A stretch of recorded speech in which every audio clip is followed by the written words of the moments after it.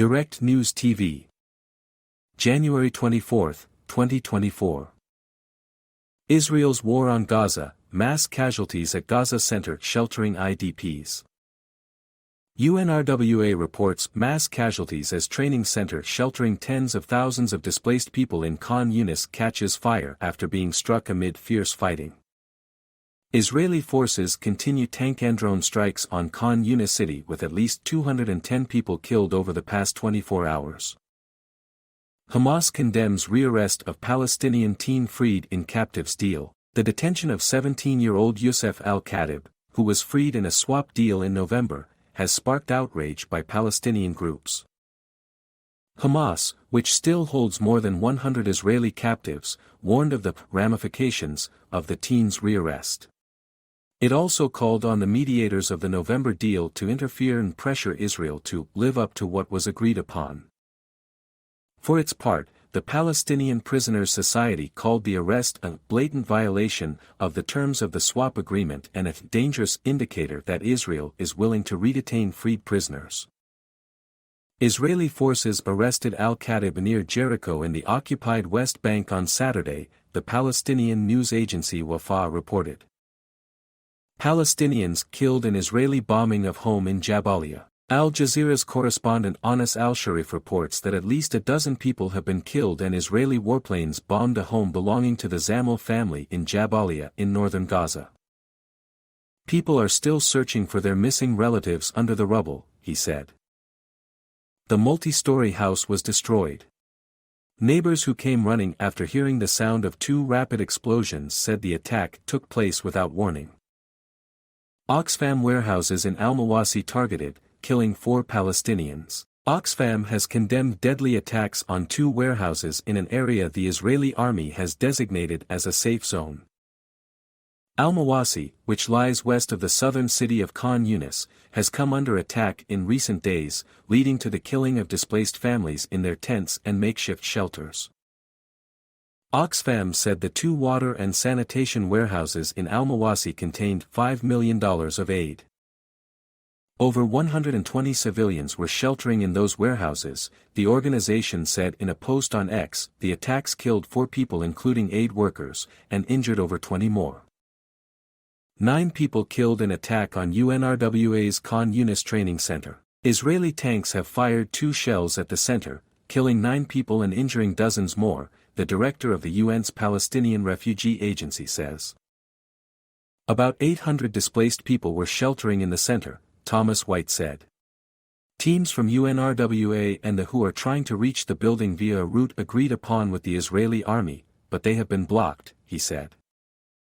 Palestinians in Gaza are fleeing the southern city of Khan Yunis, which the Israeli army says it has encircled. PA slams Netanyahu for wanting to prolong war. The Palestinian Authority Foreign Ministry has said that the Israeli Prime Minister is demonstrating a disregard for the UN and international calls for an immediate ceasefire by advocating for Israel's aggression on the Gaza Strip for an additional 6 months. Benjamin Netanyahu said on Tuesday Israel will not stop fighting until absolute victory. In a statement, the ministry said his comments mean the continuation of genocide and forced displacement of Palestinian civilians in the Gaza Strip. Netanyahu derives his courage from the failure of the international institutions to bear their legal and moral responsibilities to end the occupation, the statement added. More on fire at UNRWA center sheltering IDPs. We have spoken to UNRWA spokesman Adnan Abu Hasna, who is based in Rafah, to find out more about the fire at the UN agency's facility in Khan Yunis. 1 hour ago, it seems that 3 shells have been landed inside the training center of Khan Yunis that belongs to UNRWA, he said, adding that a building has been set on fire and that there are many casualties. Abu Hasna told Al Jazeera that UNRWA hoped to get more information within the next hour, noting that it has been trying to send ambulances to the site in coordination with the Israeli army. Asked if there had been any warning, he replied, "No. We have not been able to get in and from the compound in the last 48 hours because the Israeli tanks actually were very close to the compound," he said, describing the situation as very dangerous. We tried to coordinate the exit of the IDPs there but did not succeed unfortunately in the last 48 hours. Abu Hasna said this was far from the first time that an UNRWA facility in Gaza had been hit but noted that it was maybe the first time that we see such a huge fire. People are screaming, crying, asking for help. We hope that we will not find so many people to have been killed and injured. Israel continues to target health institutions in Gaza, WHO. The World Health Organization's regional director for the Eastern Mediterranean, Dr. Ahmed Al-Mandhari, has given a news conference about the healthcare system in the Gaza Strip. Here are some of his main talking points. The situation in the Gaza Strip is catastrophic and the number of workers in medical institutions has decreased to 5%.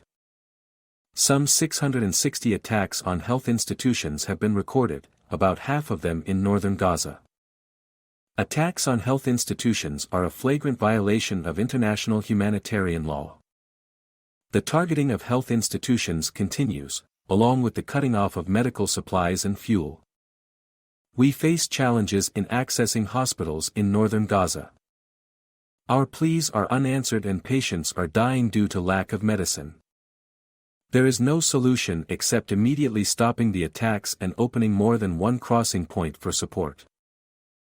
Israel says there will be no ceasefire. An Israeli government spokesperson seems to have pushed back against media reports of a possible new mediated deal with Hamas under which fighting would be halted in exchange for a release of captives held in Gaza.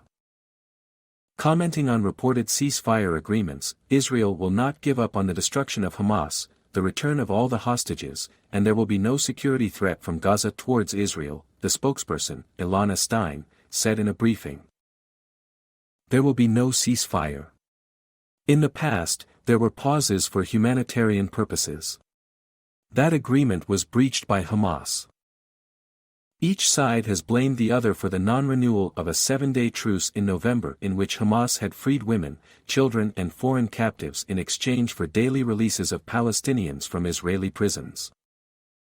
Israeli forces isolate Nasser Hospital in Khan Yunis, Health Ministry. Gaza's Ministry of Health says the Israeli army has isolated the Nasser medical complex in Khan Yunis.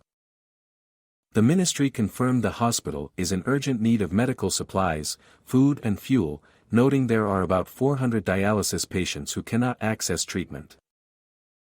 Hundreds of wounded people, sick patients and maternity cases are facing serious complications as a result of the lack of access to the hospital, the ministry added.